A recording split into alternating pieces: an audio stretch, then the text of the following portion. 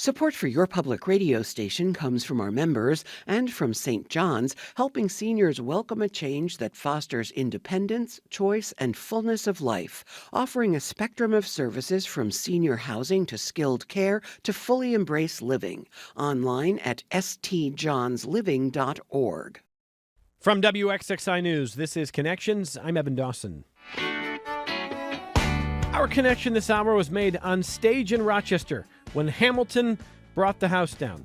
As sometimes theater critic David Andreatta notes for City Magazine, there's nothing new about that. Hamilton is now an American theater mainstay, and it's been in Rochester before.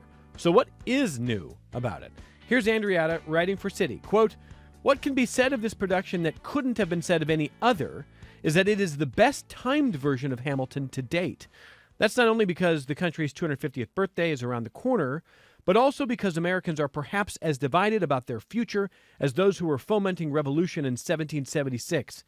Hamilton last swept through Rochester in 2022. This time, its third arrival coincides with growing political violence and culture wars being waged in the name of patriotism. It also dovetails nicely with the American Revolution, the provocative six-part documentary by Ken Burns that launched this week. The uprising has been mythologized as something that unified Americans, but as the film emphasizes, it sprung from deeply polarized people with selfish and selfless interests." End quote. Meanwhile, The Wizard of Oz is on the big screen. That's also not new. What is new is the long-awaited sequel to last year's Wicked Part 1. Wicked for Good wraps up the prequel story with an origin story for the Wicked Witch of the West. And the critics, not all, but some have been rather brutal on this one. Here's probably the most brutal. Writing for The New Yorker, Justin Chang's review is titled, "Wicked for Good is very, very bad." He writes, quote, "This, as far as I can tell, is why Wicked for Good exists, so that the events of Baum's novel and the 1939 film, forever conjoined in the public imagination, can be maneuvered into position. But must they be maneuvered so clumsily and with such a glaring absence of brains or heart? In time, we will be introduced to Dorothy Gale, cue a few flashes of gingham, and force-fed origin stories for her traveling companions, which range from the nonsensically contrived to the gratuitously traumatizing. Even if your children can stomach the Tin Man's arrival, the Scarecrow's cornfield crucifixion might be the last straw. On stage, all this narrative retconning has a breezy behind-the-scenes cleverness, as if the story were being slyly fleshed out in the margins. On screen and on full display, it's close to an abomination." End quote. I don't think he liked it. However, writing for City, Joe Lester argues that, sure, the film is maybe not great, but some of the individual performances are great, and the final product is good, and sometimes good is good enough. And we're going to talk about that this hour. Our critic guest this hour, and we're going to invite the audience, if you've seen Hamilton, if you've seen the new Wicked, if you're fans, if you're not fans, if you think either is an abomination or something in between, you can join the conversation this hour. Joe Lester and David Andreatta, City freelance contributors. Welcome to you both.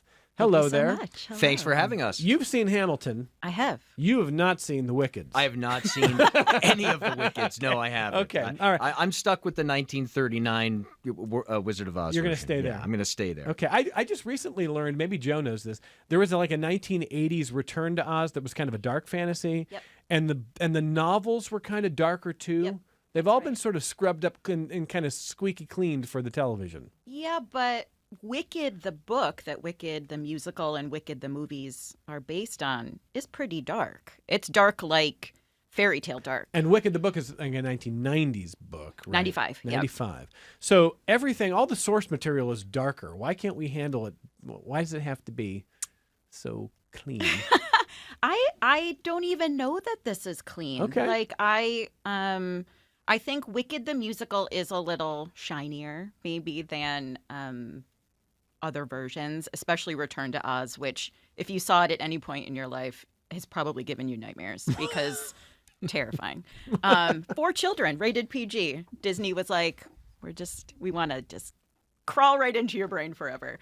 But I think there is some darkness to Wicked itself, especially in the second act. It definitely is dark. It's the turn of Elphaba into, accepting that she's the Wicked Witch of the West. So there is a little darkness, but it's, it's still a family tale. It's still a tale about friendship. It's still a tale about love, so it can't quite get rid of all the soft edges around it. Well, we're going to come back to Wicked for Good in a moment here, but because both of our guests have seen Hamilton at some point here, I'm curious to know if there's agreement that this, if you haven't seen Hamilton, this would be a timely moment for it more than perhaps any other. I thought that was an interesting point you're making there, David. Thank you.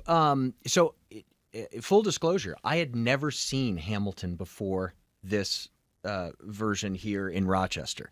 I almost hesitate to say this because I consider myself a fan of the theater, and I've been involved in local theater, but I don't care for musicals that much. And is that because you were sort of born without a soul? Are you Canadian? Is I there didn't something wanna say Canadian? it. Like, I'd do Canadians like like musicals? I think Canadians like musicals. I'm trying to find something to blame this on. I always just found like the breaking into song a little corny, and I could still be swept up in the pageantry of it all. The choreography is incredible, not just of Hamilton, but other musicals I've seen. Like, I can appreciate them. That's not where I would normally spend my theater going dollars. So when city editor Leah Stacy asked if I'd be interested in reviewing this, I thought to myself, geez, I've never seen it before.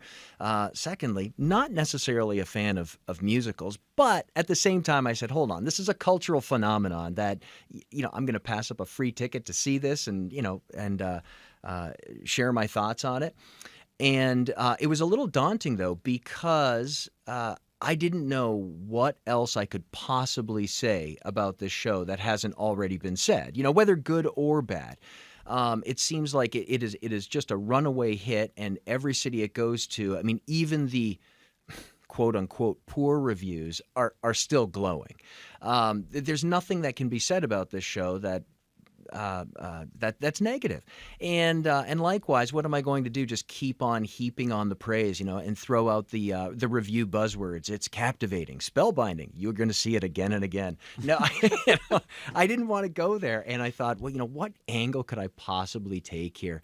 And it dawned on me as I was watching the show that there were a lot of messages in the production and in the historical period in which it takes place that are resonating today. And that's where I chose to focus the review most of all, which is why I say I could imagine seeing it 10 years ago when it debuted. That felt, at least for me, to be a more hopeful time in America than this one is, a less divided time. I mean, we sure learned by a year or two later how divided the country really was, but I don't think it dawned on me at that time. And I can imagine seeing it at its premiere 10 years ago, seeing it in, say, 2019 or 2022, where, there was the Biden administration was back in office, and I think there was this sense, probably a false sense, obviously a false sense, that we're not as divided as we thought we were, and we're back to quote unquote normal now. This is the early 2020s, and now it has just been flipped on its head. So. To me, this is a time to go see it. If you haven't, I would strongly urge anyone to go see it, even if you don't like musicals, like me. You're going to love it. You loved it. Loved it. Mm-hmm. Loved it. I was just saying to Johanna and before the show that I've had an occasion in the week or so since seeing it to be a little down, and when I'm down, I just pop in the "You'll Be Back" by King George III, and it immediately boosts my spirits. I'm telling you. I mean, Joe, It's if you're going to pick fantastic. one, right, that's probably... It's not a bad one. That's pretty good. I mean, is there a bad one in the bunch? Probably not, but that isn't a particularly good one, I think. Yeah. Okay, I'm glad that you admitted you liked it, by the way. I didn't know if you would have the courage to admit that you liked a musical, so good for you. Well, gee, I'm growing. The more you know. Watch this. You're going to love Wicked. Actually, I would be surprised. But, you never know. But on the subject of Hamilton, David, I got to say, the themes that you draw on, watching the American Revolution this week and listening to a lot of Ken Burns interviews. By the way, he should talk to every class in America. I know he's busy, but we got to just get that guy in front of every audience because he makes you want to run through a wall for this country in a way that's really hard to do. Here's what I mean by that. He is not afraid to say, we haven't lived up to our ideals. We had amazing founding ideas, and we've never really been quite that. But the ideas are exceptional. American exceptionalism were those ideas that those not just smart men in Philadelphia thinking smart thoughts, but people who were fighting their own family members. It was a civil war. It wasn't just a revolutionary war. It was a civil war. It was a world war. There were interests around the world in it. And it was a world impactful war. And because it was a civil war, I don't buy that we're close to civil war in this country, although I don't like even talking about it. I don't even like the fact that, like, well, are we? But if you feel like we are, or if you feel like we've never been closer, I do think Hamilton's an interesting watch for you because it really grabs you that way, doesn't it? It absolutely does. And there are a number of lines in it that if you can catch them, and that's admittedly sometimes difficult with the rap and the hip hop and the tempo of it. Which maybe is why I like the King George song. It's just so easy to follow. Slows it down a little bit, It slows it down a little bit. The darkest, whitest song in the musical. But that was made for you, Dave. And that was done on purpose, though. I mean, it's to differentiate the old world from the new. Yeah, of course. They did a great job with that. But there are a number of lines in the production that I think resonate with exactly what you're talking about. Ken Burns saying that these ideals that we set out to try to reach. We haven't reached them. It's okay to acknowledge that. Thomas Jefferson in the show, I actually wrote down a few of the lines here that I didn't make it into my review, but life, liberty, and the pursuit of happiness. We shouldn't settle for. We fought for these ideals. We shouldn't settle for anything less. He certainly had some selfless interests and a lot of selfish interests. Yeah. There's no doubt. And America even then was an imperfect place being run by imperfect people. Hamilton, not to spoil anything, but was I think you can spoil it. Yeah, okay. was a bit of a cad. I mean, he had extramarital affairs, and he certainly wasn't perfect. Why do you hate this country? Right? Your typical Canadian just can't accept my American gosh. greatness. No, I mean, like I joke because so much of the recent debates about teaching history, or even the reaction by some to the Ken Burns documentary. Like the way I've responded to the Ken Burns stuff is like, listen to 5 minutes of an interview with him. He loves this country. Yes. Like that guy loves America. Absolutely. He loves the idea of America. He loves America. He understands it's okay to be imperfect, and we do need to get better. But like that guy is not like well, this country sucks. It's always sucked, and we're not worthy. He loves America, Yes. and yet because he mentioned the Haudenosaunee, people are like, well, I guess it's a woke documentary. I guess you mentioned the Hamilton's a cad. Yeah. That's what makes people real, man. Right? It does. Like, you don't want theater of hagiography. You don't want Right. hagiography. Critics don't want hagiography.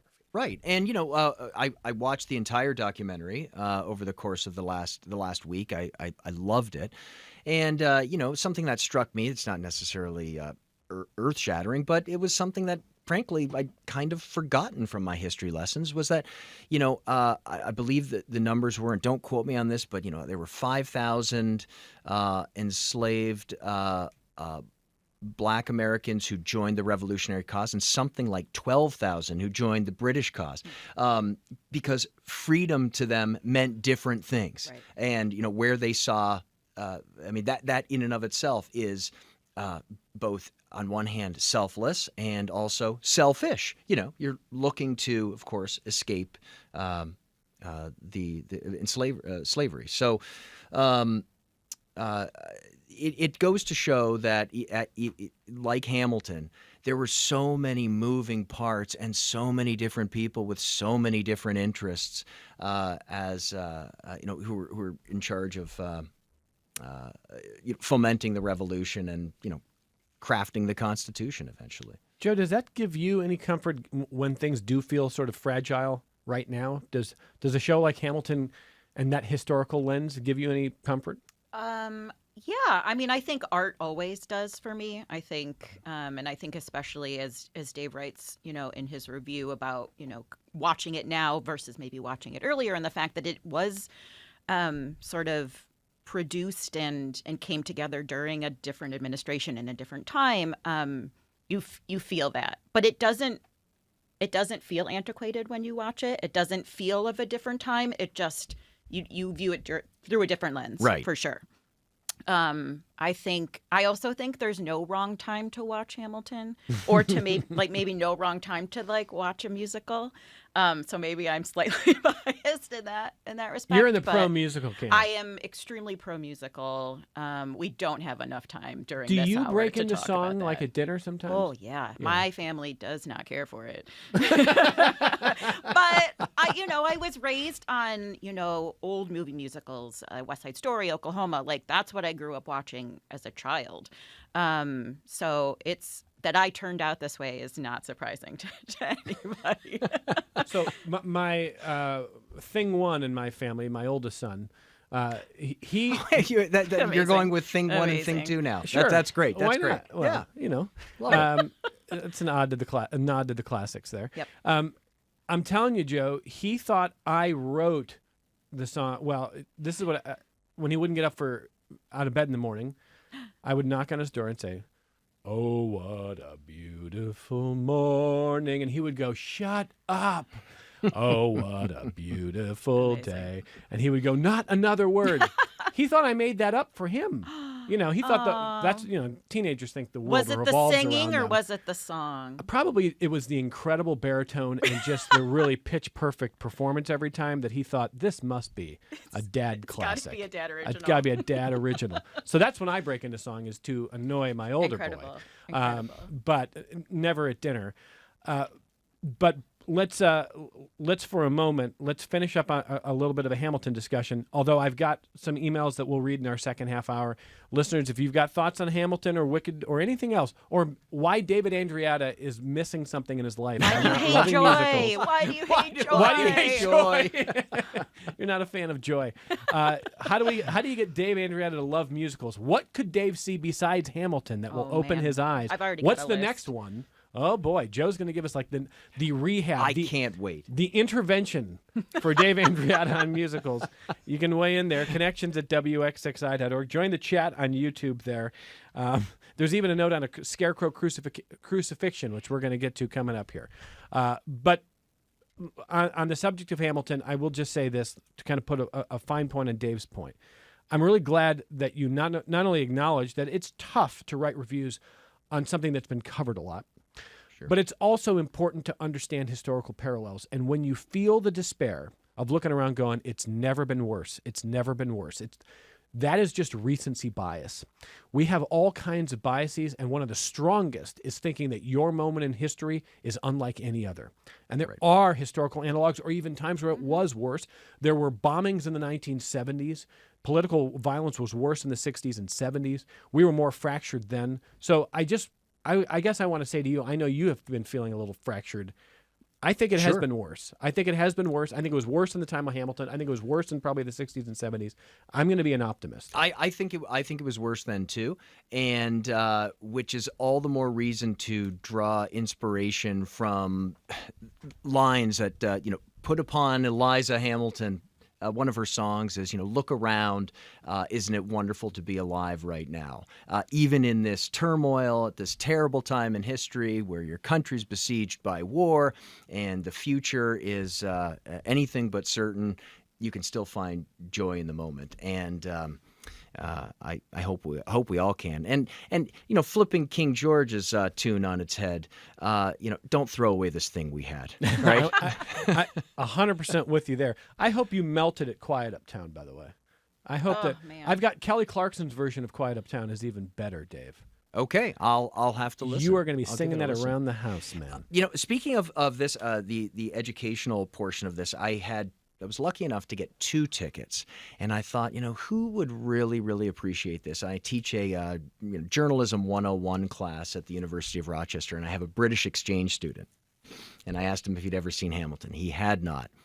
So I took him, as as an experience for him. He absolutely loved it. And I said, I can't wait to talk to you about when the show is over about, what you learned about the American Revolution. He said, oh, that'll be a short conversation. We didn't really learn anything about it. And I said, why is that? He's like, do you know how big him telling, this is the student telling the professor, right?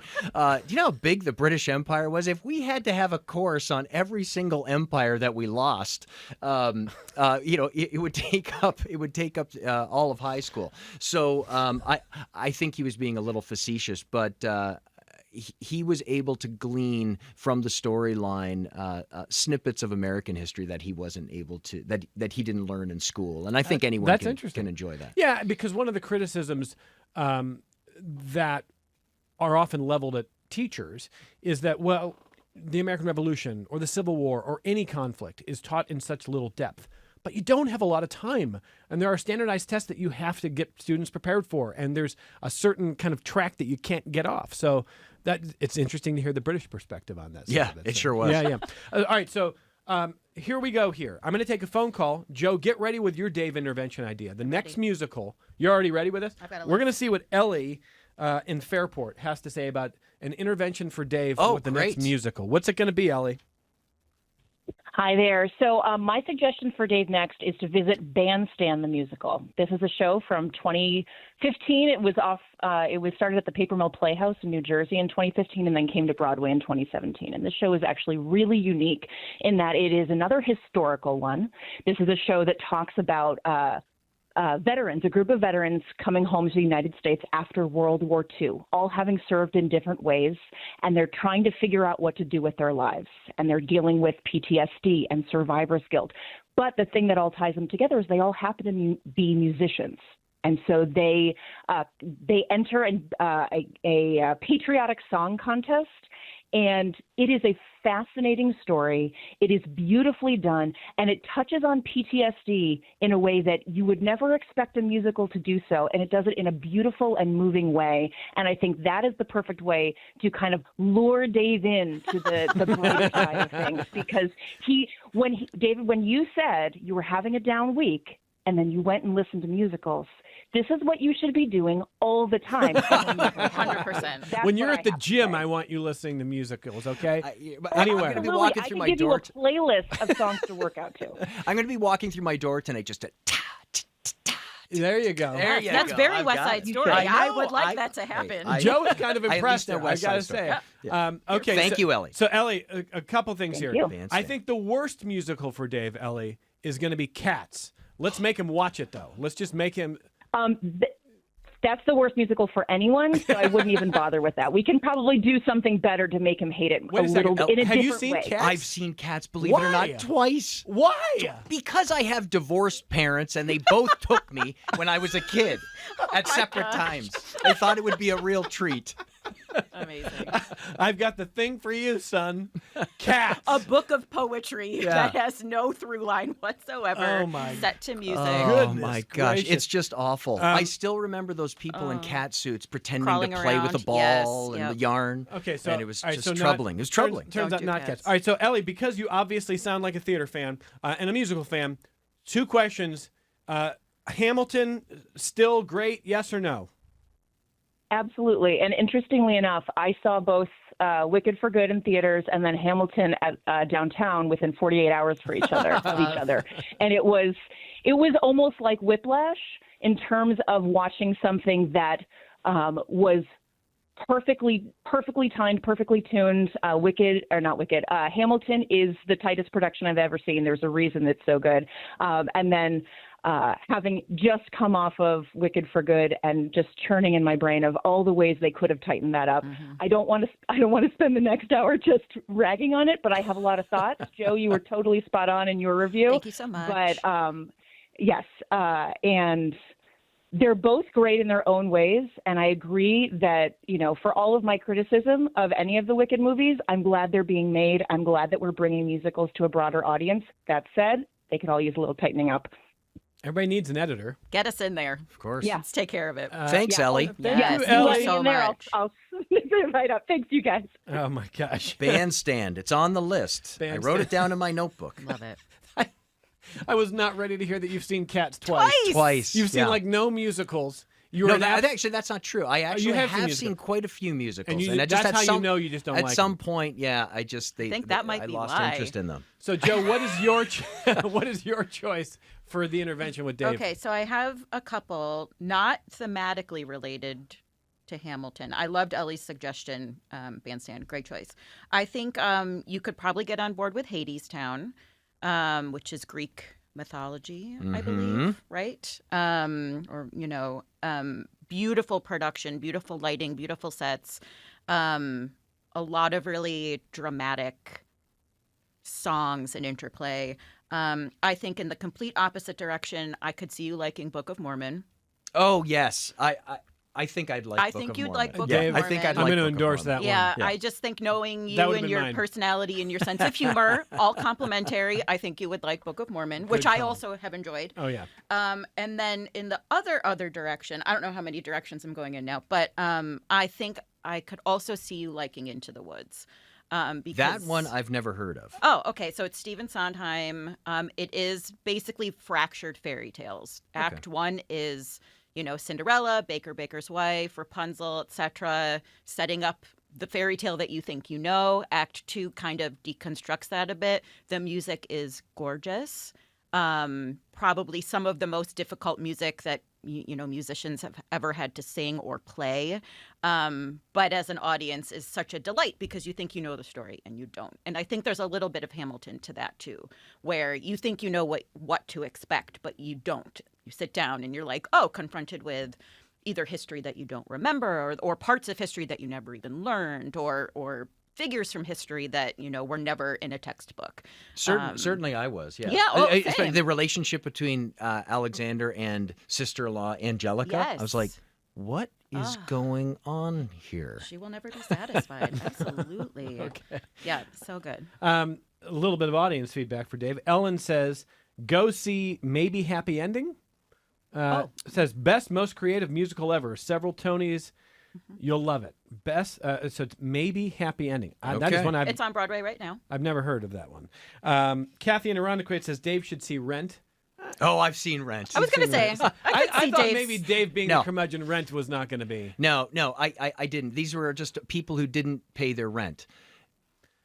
No, Yeah. I don't think it was No. just. Are you a landlord? Yeah, I Is know. that why you don't Oh, like no, Rent? are you on the side of the landlords? Oh my gosh. No, but thank you for the suggestion. But I have seen Rent. I wasn't crazy about it. I didn't put that on my list, so I feel vindicated. Yeah, I would not have put Rent No. on the list. And Dave probably thinks one show of Rent is 525,600 minutes. He's like, this is just way too long. Nicely done. How did you like that? That was pretty good. That was great. And our colleague Julie Williams says a couple things here. if Kelly Clarkson's version of Quiet Uptown doesn't make Dave cry, there is no hope for humanity. Dave doesn't cry. Are you kidding? Dave, I mean, If you don't cry, that's interesting because maybe Happy Ending is about robots, so that might actually be like a good segue for I you. was almost moved to tears at Hamilton. are you AI? No, I'm serious. Yeah, right. It's a different hour. It almost got you. It almost got me. got you Yeah. to tears. Yeah. And Julie says everyone carries on about how talented Lin-Manuel Miranda is because of Hamilton, but In the Heights was also phenomenal. Joe, Agreed. Totally. endorse that one there. 100%. So after we take our only break of the hour, Dave didn't know he was in for an intervention. This No. is great. The Connections audience trying to convince Dave to love a musical or see a musical. It turns out he's seen a lot of musicals. He just doesn't like them. I was going to be like, Brigadoon. Oh, boy. Have you seen Brigadoon? No, I've seen Man of La Mancha. Oh, To Dream the Impossible Yeah. Dream? Oh. Actually, that song is moving. It's wonderful. It's beautiful. Oh, man. I liked Brigadoon. I was dating the lead in high school, and so That's I why had to you go see liked it. Brigadoon. No, Yes. I had to go see it. So Well, that's, that's why that's you how I saw saw it. Guys and Dolls. Have you seen that? Oh, Yeah, seen Guys that and feels Dolls. a little Dave-ish, too, actually. I could see that. I've seen Chicago. Okay. Great. I like Chicago. A lot of snapping in that Yeah. one, too. It's up your alley. Yeah, a little- I want to see that move again. I do, too. For those not watching on YouTube, you're missing the great Dave Andreatta moves there. And when we come back here, we're going to talk more about Wicked for Good, Joe's review. Ellie says full endorse on Joe's review. You can find Joe and Dave's work in City Magazine. Dave reviewing Hamilton, which is at the Westford Theater through November 30th. November 30th now. And Joe reviewing Wicked for Good, which is in theaters now. So let's come right back and continue the conversation on Connections. Support for your public radio station comes from our members and from Mary Cariola Center, supporting residents to become active members of the community, from developing life skills to gaining independence. Mary Cariola Center, transforming lives of people with disabilities. More online at marycariola.org. And Monroe County Economic Development, accepting applications for the Micro Advantage Loan Program, designed to help small businesses with expenses such as equipment upgrades, marketing, and hiring. Details at monroecountybusiness.org. This is Connections, and we are going to the movies. We're going to the theater. A little more feedback from our audience that keeps pouring in for supporting Joe and saving Dave. Joe, who loves musicals, Dave, who doesn't like musicals, although Dave, in his review of City, said he loved Hamilton, maybe to his surprise there. So this, Nora says, The Wiz, 1978. The Wiz? Yes, That's The Wiz. the Michael Jackson version, Yes. isn't it? The I don't know The that. movie is Diana Ross, Michael Jackson. So a little spoiler alert for the next issue of City. There's a little sidebar that I put together about other Wizard of Oz flavored movies that you can kind of check out, and The Wiz is on there. The music is great. I'm sure you've heard a version of Home or Ease on Down the Road at some point. Just a really beautiful creative production. Good music matters there. Good And music Nora was is so saying the same thing. important. Yeah, Absolutely. Good music from The Wiz. Mark says, a suggestion for Dave, Come From Away. It's on Apple Plus. Says, great story, great actors, great music. A tribute to Canadian and human connection and greatness. Yeah, it's set right after 9/11. Yes. Right. It's a plane that gets diverted Gets- to yeah. Newfoundland. Oh, right. that story. That is yeah, an amazing and story. I've heard that's really good. It is very good. Thank you for that one. You've seen it. I have seen it. I saw it when it came here a couple of years ago, I believe. I saw that production. Also, very tightly put together. I think there's no intermission. Maybe like it's very, very short type production, which is great. Okay. Thank you there, Mark. Joel says, Dave must watch the classics, The Sound of Music, West Side Story, Grease, The Music Man, Little Abner, Oklahoma. And he must watch Cats, Starlight Express, and any other Andrew Lloyd Webber musical as a marathon. Don't do that to him. That sounds painful. But I've seen a few of those. Okay. So thank you for that. Okay. The marathon starting with Cats does sound like, I think we've been thinking torture all wrong. I mean, like, I don't support torture at all, but like if we have to do it. That's the way to do it. Monty on the phone in the city has a comment as well. Hey, Monty, go ahead. Oh, thank you. I think this is a support Dave question. The first part of a musical I ever saw was West Side Story.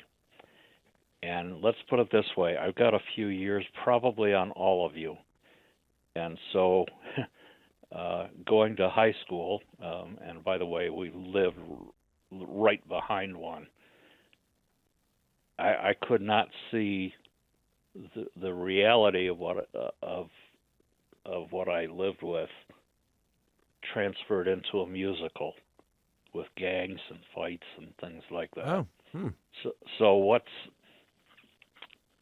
what's going to make me, want to see more of that kind of stuff? Monty, I would say certainly it's a fair point. I mean, if for you that's too close to home and that's too difficult, absolutely. I mean, that's. I think there are people, Joe Lester, who find a sense of solidarity is the wrong word, but art can transcend painful experience and also be helpful or healing. Mm-hmm.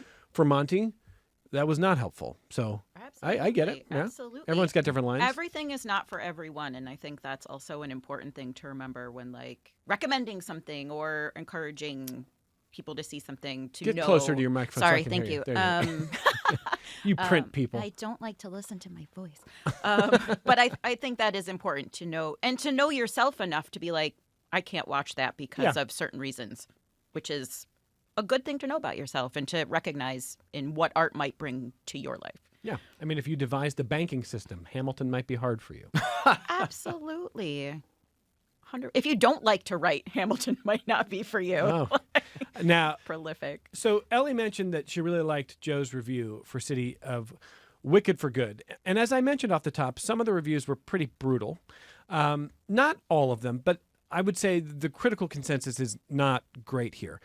What I took from you, Joe, not having seen the movie myself, is you think a lot of the individual performances are really good, that it's well cast, that the leads are great, that it maybe needs better music, and it maybe is too long, needs an editor. Is that fair? So here's the problem. They manufactured their own difficulties here by splitting the show into two movies. You think it could have been one? 100%. Okay. And I think they then had to solve that problem with the second movie because I think I put it like very explicitly in my review. The second act of Wicked, the show, is boring. Like, it's darker, but not a lot happens. There's not a lot of action.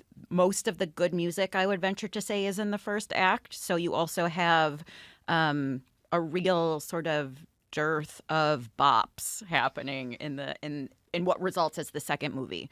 And I think another problem is the second movie, vis-a-vis the second act of the show, Elphaba and Glinda are not together for a lot of that. And the magic of the first Wicked, which I sort of unabashedly love, I really think they did a great job with that first movie, is the chemistry between, Ariana Grande and Cynthia Erivo and those two characters. They are so wonderful together, wonderfully cast. They sound amazing. Just, there's so much energy happening in that first movie because of that. And the second movie really suffers, I think, because Was there of a that creative structure. way to deal with that? I mean, you can't. I guess the story, you can't force them together. Can So you? they do a little bit. One of the songs in Wicked for Good is just traditionally a duet between the wizard, in this case Jeff Goldblum, and Elphaba. Here they sort of manufacture getting Glinda into that scene, so it becomes a little bit of a trio, which I think does help kind of fill that void, but it's not enough. Okay. So it suffers for those reasons, and it could have been shorter, Yes. but it's not an abomination in your view. I don't think so. It's also shorter than the first movie. So I think there's a lot of bloat in the first movie that could kind of be gotten rid of, and then you could shorten this one and you could have smushed them together, make a 3-hour movie, give me an intermission, I'd be thrilled. But no, I can't write it off completely because I think these performances are so great. I think there are, two, maybe 2.5 real high points musically that I'm not sure I would be willing to give up or just kind of toss away. So I'm not. I can't throw it out completely. Can I ask Joanna a question? Absolutely. So, in my review of Hamilton, I wrote that the tickets are a little steep, and I get why. But you will be a richer person for seeing Hamilton. Will I be a richer person for seeing any of the Wickeds? You personally, Dave Andreatta? Yes. I don't think so. Oh, why? I mean, I don't. I think we're also. Which means as a better, more well-rounded person would. Yeah. But you're probably hopeless. Oh, No. oh, I thought she was saying that I'm already so well-rounded. No, That's exactly no. Thank you. Lost cause. No, I also think we're comparing like very different pieces of art. I think Hamilton, and I'm not discounting either of them. I actually think it's a compliment to like be different and to have Yeah. pieces of art that have different viewpoints and different levels. But I think there's a little bit of like an essentialism to seeing Hamilton. Artistically, I think it was groundbreaking for a reason. I think it won, between like the Pulitzer and the Tony and whatever for Lynn. Like it really was groundbreaking at the time for several reasons. I think Wicked is beautiful music at times, but I don't think like the weight is different. Got it. If that makes sense. Yeah. And can I ask you to tell the audience a little bit about whether kids are going to be traumatized? I mentioned that in the review for The New Yorker, Justin Chang said that there was a scene that was gratuitously traumatizing, the Scarecrow's cornfield crucifixion, which incidentally got a note from Chris who says, now he's interested. Scarecrow crucifixion, only now am I interested in seeing the this box. movie. What? I think that's a little excessive from Justin Chang, but I don't. Honestly, I find the monkeys a little bit more intimidating I'm than asking, what anything happened to the else. Scarecrow? Okay, Spoil it. it's a spoiler. Yeah, it's it's like okay. it's a real plot spoiler. That's okay. Really? Yeah. Okay, so like really? Yeah. Okay, don't turn off your radios if you don't want to know what happens. So Fiyero, who is the love interest, becomes the Scarecrow. He is kind of basically tortured by the guards in Oz, and now you're really not going to see it because Dave's like, No, I know Dave is kind of interested. I want to hear that we see the Scarecrow get not really crucified. No, you see him like there's sort of like hazy kind of flashes to what's happening. You see him sort of like up on like a post a little bit, and then you kind of don't see him for a while, and then there's like a reveal of who he is and what he looks like now, because Elphaba has to like do this magic to basically save his life, which turns him into the Scarecrow. It's sort of I don't think there's like a brutalism to it at all. I think visual effects wise it's horrifying because I don't think it looks good. So maybe that's where the nightmares are coming But you don't from. think kids will be traumatized by that scene? Listen, so many of us watched The Wizard of Oz as children, and like those flying monkeys in that version were terrifying. Yeah. I feel like kids, they're going to be fine. Your kids are going to be fine, everyone. Don't email me. Yeah, there's a... Is that true for you, Rob? Well, Engineer Rob, flying monkeys were the scariest thing in the original Oz movie. 100%. Traumatizing as a kid. Oh, I mean, you got brothers who make fun of you for that? No, that was legit terrifying. Yeah. I get made fun of because I was terrified by the octopus in the live-action Popeye was starring Robin Williams. That was scary to me as a child. And I very justifiably get made fun of for that. But the flying monkeys, I think that's pretty scary. Okay. 2 other points on Wicked, and then we'll go back to... let's take a little bit of feedback here, because this is MJ who wants to weigh in on this, who says, I hated Wicked for Good. Says, I'm also not a big fan of musicals, but I did enjoy the first Wicked installment. I had read the book back in the 90s. Mm-hmm. Okay, so a lot of knowledge here. Yep. Went to see Wicked for Good with friends last Saturday afternoon, primarily because they always host an amazing Oscars party, and I wanted to know what was going to be nominated. Sure. Apart from some very welcome political commentary woven into the movie, the rest of it was even more trivial than the first installment. There was less interesting choreography, stupider lyrics, and worse acting. I am sorry that I will never get those hours back in my life. On the flip side, I'm glad my senior level membership at the Little Theater at the matinee rate meant that I only spent $6 on this fiasco. Great. Whoa! I love that. I do. I love that. Also, yeah, go see it at the Little. They're showing this, among other theaters in town. So great way to support them if you want to see this blockbuster, which is fantastic. And a question about who is this Fierro guy, and whether there was enough heat. There's supposed to be a romance here, man, right? Yeah, there is. It's I'm upsetting. I'm speaking generally here. Yes. Was it like a tepid romance, or was there enough heat? Okay, so. Because Dave Andreatta wants heat in the romance. All right, in the show Wicked, in the musical, Fierro and Elphaba have this very intense song together that on stage is like very dramatically staged in an intense like love scene. In this like movie, sexy? Yeah, but like they're like constantly touching. Like it's just like it's very dramatic, it's very intense. And in the movie, like, she's singing about being kissed and held, and they are on opposite sides of whatever this room is. She's wearing the ugliest garment that I could have imagined for this scene. It's really upsetting, like how they devised like this one moment that is legitimately supposed to be sort of a turning point in the show, because Fierro is Glinda's fiance, and then he goes off with Elphaba, and it's at the end of that song, she sort of whispers, for the first time, I feel wicked. Like this is really a turning point for her on several levels, and it's so lackluster in the movie. It's really just poorly done. Should be spicy. It should be spicy. Get rid of the cardigan. Nothing sexy. She's wearing a cardigan? Oh, Dave. Oh, God. Yeah. I got to see this thing. Oh, Oh my God, I'll go with you. Dave is now bizarrely interested in sort We're of selling him. Crucified scarecrows, cardigans. cardigan Tin love Men. songs. Wow. Yeah, right. Bob in Lima on the phone next. Hey, Bob, go ahead. Hey, thanks for having me, Evan. So I'll preface by saying I didn't grow up in the area. I grew up in Iowa. Not a lot of venues for musicals, aside from maybe Pirates of Penzance. A lot of scarecrows. Yeah, a lot of scarecrows. But I will say my introduction, Gone with the Wind on VHS didn't appeal to me as, a 12-year-old boy. But there were musicals that did, The Nightmare Before Christmas, an animated musical, Yeah. or even, and I hate to say this because it's juvenile, South Park, bigger, better, and uncut, an excellent musical from front to back. And then the only other real, introduction I've had, besides I saw Hamilton in 22 here, was the avant-garde stuff like Repo, a genetic rock opera with Sarah Brightman.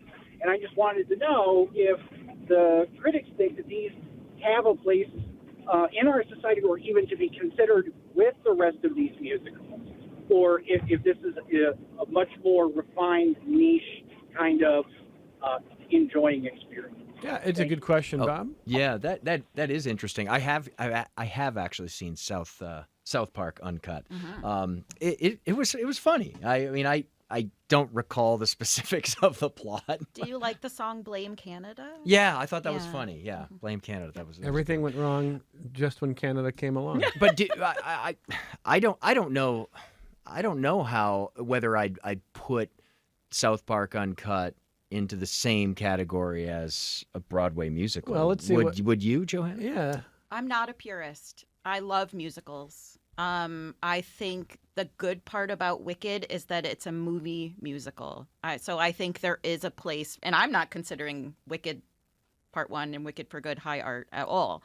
I think there is a place. My niece texted to say Into the Woods, the movie version, is like worth checking out and considering. And I also think, kind of going back to, talking about like ticket price and, being richer for seeing these things, I think the availability of some of these pieces of art, on streaming, in the theater, is just as important, however you take it in. If it's a movie musical, if it's South Park, if it's an adaptation of another adaptation that's been, put on screen somewhere, that's great. I think it's an important art form, bottom line.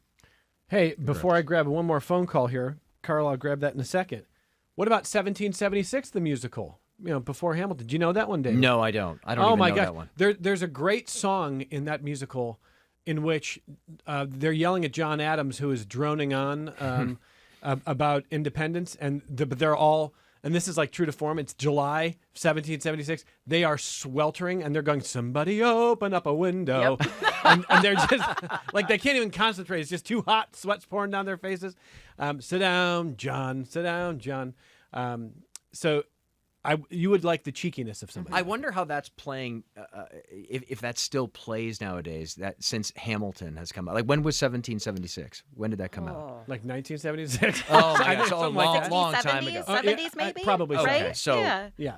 No, I don't think. So it's obsolete Of a at different this time. point. Yeah. Yeah. But anyway, I didn't even know if that was that a stage show before it was a movie? I believe so. Most of these I things think are. so, yeah. This is Carla in Chili. Hey, Carla, go ahead. Evan, thank you for having a topic that's pretty lighthearted before the holidays. I am amazed you brought up 1776. We took 10 classes of juniors to see that in 1976. All right. And you're absolutely right. The kids got it. My comment about Hamilton, and this sounds like the Emperor Has No Clothes, I had a senior sitting beside me. We were in the balcony, and I looked at him at one point and said, "Do you understand what they're saying?" And he said, "Our teacher gave us background, and we studied Act 1 and Act 2, and I can only understand when there is a trio, a couple, or a single actor on the stage." Okay. Yeah, I mean, you talked about that, Dave. Yeah. Yeah, that it is a little bit difficult to follow the rapid fire wrapping of it, but I found that the choreography and just the storyline sort of filled in the blanks for me. Like, I was able to get it, but I agree with that assessment that I couldn't catch all of the lyrics. It's so many words. It's just so many words. Yeah, I think some of it, though, is it's been around long enough that some of the audiences now know the music. Sure. But I understand the point there. And Carla, I'm told, thank you, Julie Williams, on our team here, that 1776 premiered in 1969. Okay. So there you go. We're going to make you watch 1776. And Elizabeth, tuning in late, says Dave would like 6. It's an hour. It's only an hour long and historical, like Hamilton. I don't know. Do you know 6, Joe? I've heard of 6. Is it Wives of Henry VIII. Maybe? Oh, Perhaps? Julie says yes, it is, and it's fantastic. Yeah, I haven't seen it, but I remember it coming out and it being sort of like very popular. Which is great. The rare case of the perspective of the women, Yes, not the monarch. Okay. finally. Elizabeth, thank you for that. And I just want to say to Carla, too, I appreciate the idea that occasionally we need some lighthearted connections. Oh, we've hit some heavier themes here, Civil War, things like that. But we do 500 hours a year, and we think of the show as like the public square. And sometimes things do seem heavy, and sometimes they are heavy. So listeners occasionally tell us to lighten it up once in a while. And we try to do that, but we will always take your feedback, connections@wxxi.org, if you want to tell us more of what you want to see. All right, Joe, what are you seeing next year? What's on the menu next? Oh What are you excited about? Oh gosh, that's too big of a question to answer, honestly. One thing I do want to say, though, is that Wicked is coming to Western? Yes, in February, March of 2026. So if you've seen the movies, like them, didn't like them, want to compare them to the show, now's your chance. And it is typically a good show, like a good musical to see. So I kind of would recommend maybe people checking that out. Okay. And Believe it or not, I have my eye what on are you going to see, Spam-A-Lot. Rambo? Oh, Believe it or not, Spam-A-Lot. I have my eye on Fantastic. Spam-A-Lot. Spam-A-Lot. Yeah. Okay. Art wants to know, what about Dear Evan Dawson? I thought it was. Oh, I get the joke. What is it? Dear Evan Hansen? Yep. I still don't know it. I haven't Funny seen it. though. Dear Evan Dawson, maybe a Rochester-themed musical there. Producer Megan Mack weighing in, also wants to endorse 6. There you go. I will head into the weekend saying 1776. But a lot of great ones. Just not Cats. Never. Cats the sequel. 3.5-hour sequel.